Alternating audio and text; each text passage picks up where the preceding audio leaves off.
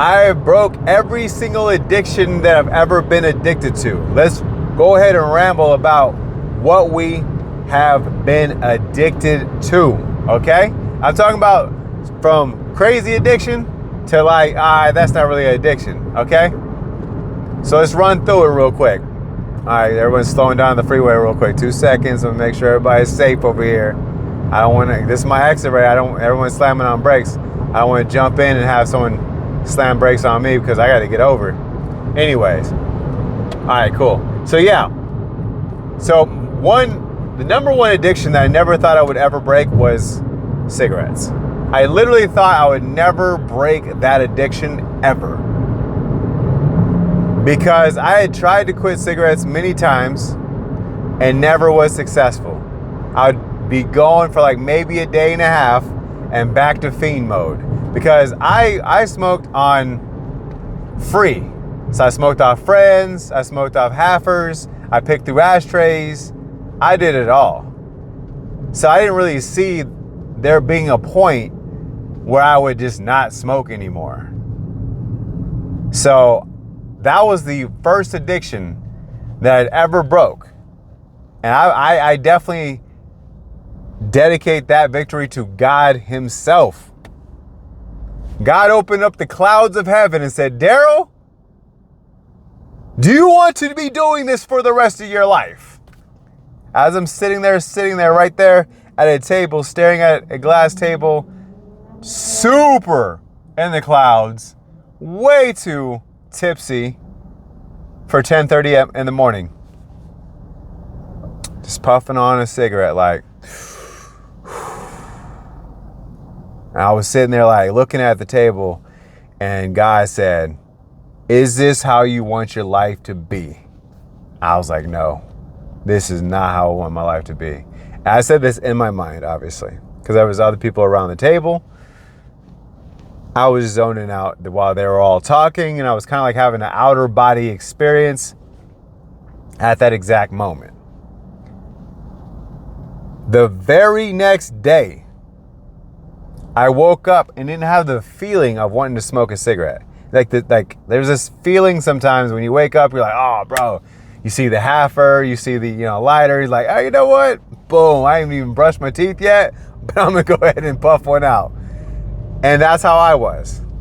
I was truly addicted, 100%. So I was looking at it like, I wonder how long it will take for me to feel physically that I want a cigarette. That's when I'll smoke. A full week blew by. An entire week blew by. I never felt like I wanted to smoke a cigarette. And then by the time it had been a few months, I remember sitting there outside. I used to work at a bar, so I was on my day off or whatever. I was sitting there with one of my ex-girlfriends, and I was in the patio area where everyone smokes. And I was just sitting there, we were having a conversation. I was drinking. Everything was chill. Everything was great. I literally felt like I was never a part of what they were doing. I just felt like I was just there, like, oh, boom, boom, or all around it. And especially when I drank, I would always smoke when I drank, bro. Like every smoker knows that goes hand in hand. You smoking, you drinking, you smoking. It's just how it goes, And I always did the trifecta. I smoked broccoli, and I smoked cigarettes, and I drank. So those trifecta is just the evil trifecta right there. I'm gonna call that the evil trilogy right there. And I just didn't want to do it anymore. So since 26, all the way till right now, where I'm almost 40, since 26, I've literally not one cigarette, not one, ever again. I've smoked some cigars, for sure. I've smoked Black and Milds, I've smoked Prime Times, but physical cigarettes, never, ever, ever again. That was addiction number one. This right here opened my mind for the possibility of breaking away from whatever I wanted to break away from, because that was something that I felt like was never going to go away. So, because cigarettes, for the first 2 years were spectacular. After 2 years, it was an addiction, and I felt it 100%. I'd wake up coughing. Later on in life, way later on in life, for sure, broccoli was next. My first panic attack that I ever had was at 25 years old, and we were abusing high-grade broccoli and lower-grade broccoli throughout the day, and some reason those two combinations just sent me into a whirlwind of feeling absolutely insane and cartoonish, and I was driving, and I was like, boom, I had to get out of the car. I got out of the car, bro, my heart was jumping. I was like, bro, I didn't know what to do because this never happened before. I was like, bro, this is crazy. Having a straight panic attack while driving is nuts. I got out, calmed myself down, got back in. It was definitely shaky still, but I didn't know what it was. Then when I went back to California and lived there for the next 2 years, I went to abusing step ups. So I would abuse small, like low grade broccoli, and then started working my way back up to the really crazy broccolis. And any true broccoli abuser will know that, bro, somehow Cali has that special, and I'll get way extra up there. Normally I'd be up there, but like this, I'll be like over the top, and just feeling crazy. And I would pride myself in my mind being strong enough to handle these things and bringing everything down. I never had a panic attack while I was out there. Came back to Arizona a few years later, I had another panic attack. Wasn't as extreme as the first time because I could recognize what it was. It was easier for me to like calm it down. But the fact that it was happening again, it wasn't a fluke. And then the last 3 years of my abusing broccoli, sorry, indigestion right there. I felt like I was like shortness of breath, especially when the whole pandemic jumped off. I actually went to the hospital during that time too for a shortness of breath. Obviously, they thought I had it, but they're like, yeah, we don't show any other signs, just this. They like listened to my back. They're like, all right, cool. Well, most likely what it is what you're doing right now, which is the broccoli. He's like, you don't have any asthmatic symptoms. It doesn't sound like you have wheeziness in your back and your chest or anything like that. We'll do a breathing treatment for you, but I don't really think that you need it. It's just I feel like you're abusing broccoli is finally affecting you. Obviously, I listened to him for a little bit, and I went back to doing it over time. Maybe I could just use a pen. Maybe I could just, try to find ways to just kind of like make my way around it. And the way they kind of explained it to me is your body's not designed to continually inhale smoke, especially not on a daily basis, which is how I was doing it. Multiple times per day, for sure. So I finally got to that point where my last year of abusing broccoli, I got that really over the top anxiety. And it's like, this is different than a panic attack. So an anxiety attack is similar to a panic attack, but a panic attack, you can kind of like calm yourself down. An anxiety attack is strong enough for you to feel like you can't calm down. And your heart's just abnormally beating and your mind's working against you. And there's so many things that you're like, that an anxiety attack can kind of like give you. And anyone who's had one definitely knows the difference between the two, I'll tell you that. Going in the shower, turn off the lights, and just letting the water hit me and just like kind of like really calm it down. And it definitely helped. It didn't completely take it away, but it helped. And then I was like, you know what? I'm taking a nap. That's another way too, sleeping it off. Passed out, was out for about an hour, woke back up, and I still felt it. It felt so like bad, bro. It felt bad. And I was like, bro, I think this is the time. I got to go to the hospital, bro. So I go to the hospital, and obviously nothing's wrong with me. They're just looking at me like, yeah, maybe you should quit abusing broccoli, bro. Like, right now, you can picture yourself right now. You're in a hospital. We just drew your blood, and we did all these minimal tests because you're not dying. And by the time I even got back there, I was already feeling great. And they kind of leveled with me, and they're like, you know what, like, it's not something that I feel like you should just continue to do. And if you feel like you're addicted, maybe you should calm it down, like slow it down more. Maybe not do it every day if you can't quit. And I thought about that. I was like, can I actually quit? Because it was like harder to quit that because I actually enjoyed it. Except for these times, I enjoyed it, you know? I enjoyed it very much. So obviously I still did it. Even after that. It was not even a wake-up call. I still did it after that. The last time, this was the last straw, was when I was eating and felt like I couldn't swallow. And that's when I realized, I was like, bro, I feel like this is the final sign before I just die from this. Gotta say, bro, I don't know what else to do. I don't know what else to do, bro. Might have to take you out. And I was like, you know what? All right. And that was the last time I ever abused broccoli, ever.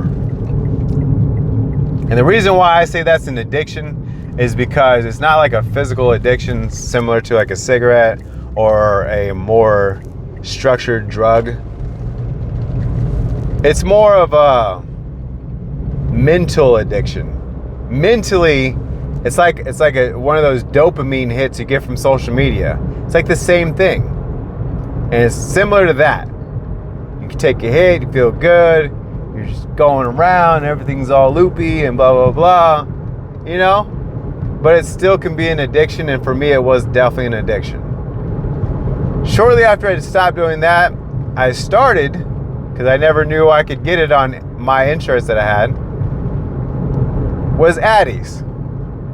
And obviously I started at the 10 millis, bumped it up to the 15s, and then on to the 20s. Once I hit the 20, I knew that I was going to keep going up.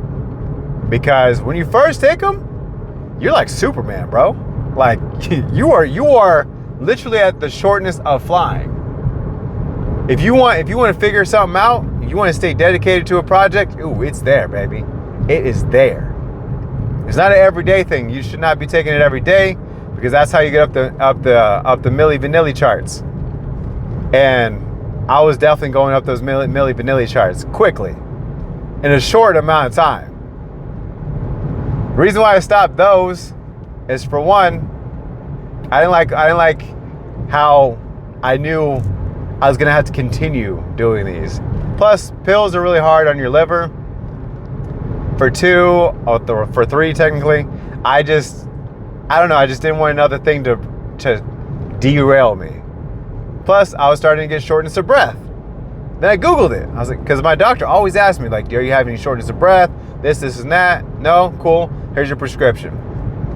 And I never understood why he would ever ask that. It's because this stimulant is making your cardiovascular system speed up and work harder, which can cause shortness of breath.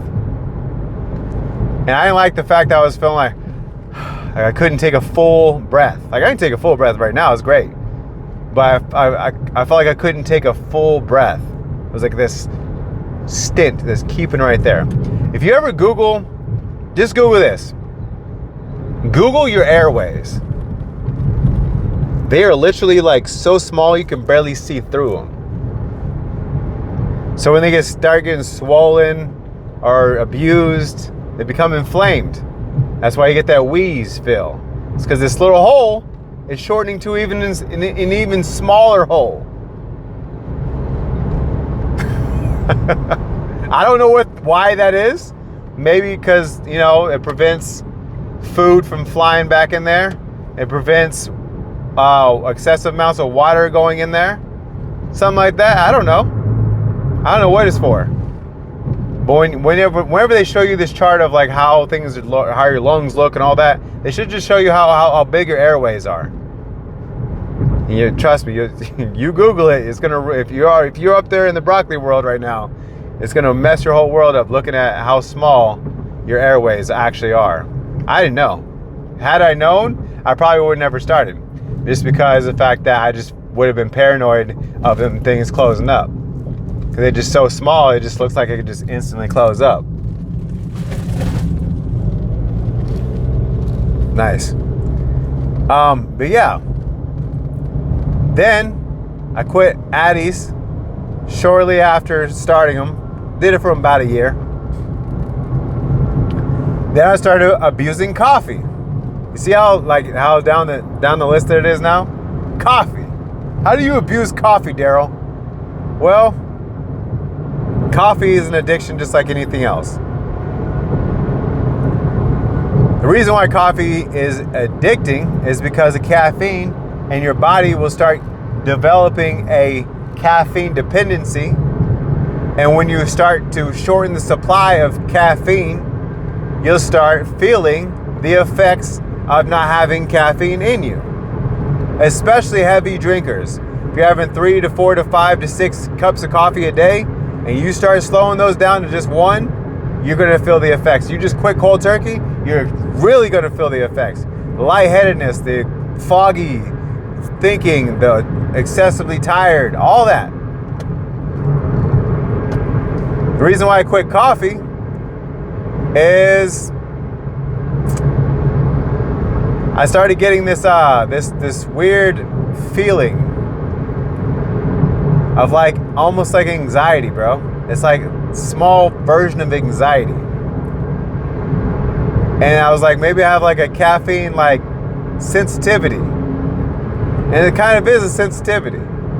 It's not bad, but it's like you start feeling cartoony. It's like a weird feeling. And it's called impersonalization. That's what I was trying to think of the word right there. It's called like impersonalization or something like that. And it obviously is not harmful. You can't die from it, but it messes with your mind. And that's kind of what coffee does for me over time. And so I just stopped doing coffee. Cold turkey. Everything's cold turkey. Nothing had to be like, oh, well, I'll slow it down. I'll start it. No, I just cold turkey every single time. Some things took longer than others. Lastly, I have an extreme sugar addiction. I think a lot of people do. In particular, corn syrupy items, high fructose items, such as cereals, cookies, not so much cake, but just ice creams, whatever. Any type of real sweet, all types of sweets. The worst part of the year is the end of the year for me, because Christmas got the best sweets for me, man. Like the candies, the cookies. Oh my gosh. So what started happening to me though was I was starting to feel, for one, I would feel super like down. Like as soon as I eat a bunch of sugar, I have like a sugar overload and feel tired, feel extremely tired. So I was like, you know what? We're gonna have to cut these things out. Cut it right out, bro. Cut it out. So when you first quit sugar, especially with not all sugars, I'm not saying I'm sugar free, because that's not what we're doing. But high fructose syrup, corn syrup, things like that, definitely not. But those things right there, when you first cut those out of your life, you'll start feeling bad. Like you'll start feeling like lightheaded, and sometimes you might feel off balanced. You'll feel all types of new feelings that you didn't know. You might relate these things to other things. And it's just because all of this sugar is trying to be squeezed out of your body, by your body. Get the toxins out. And every now and then, I do like fold under pressure of walking through stores shopping every day and buy something that I shouldn't have bought and eat it And I feel the effects every single time. Sometimes I feel like, oh, it's worth it, and it's not worth it. I start to feel that lightheadedness, or I start to feel like foggy or whatever, and I always instantly regret it. So I thank God for setting these speed bumps in my life to be able to put me on the right direction, because I know I'm on the right direction, bro. And I'm trying to replace these with new habits, such as working out, eating correctly, getting old. I know. But to just keep on moving. I got to start stretching though. That's one thing I don't do. I don't stretch ever. So I need to start stretching more. I do physical activity for sure. I bought the Oculus so I can start doing, well, I haven't started. I'm not having like buy a 2-star. I've already started is what I mean. To do like Beat Saber. I don't play like Batman and Robin, things like that. I have it because it came with the Oculus. But other than that, I play games that make me physically move, so I can kind of like get my body moving, keep my body moving. I do it for at least an hour, sometimes 2 hours, and I just kind of do what I do, you know. And it feels really good to keep your body active, and that's what I do, man. So I appreciate you guys. If you are fighting with your own addiction, just know that it's highly possible. Everything's possible through God and God only. And just make sure that you're going on the right direction, little by little, day by day, and you'll make it there. Okay? Leave a comment down below on what you're struggling with, if you have ever struggled or if you are currently struggled, and relate with other people who are in the comment section as well, because you might be able to help somebody, bro. And I appreciate you guys. See you on the next one. Peace.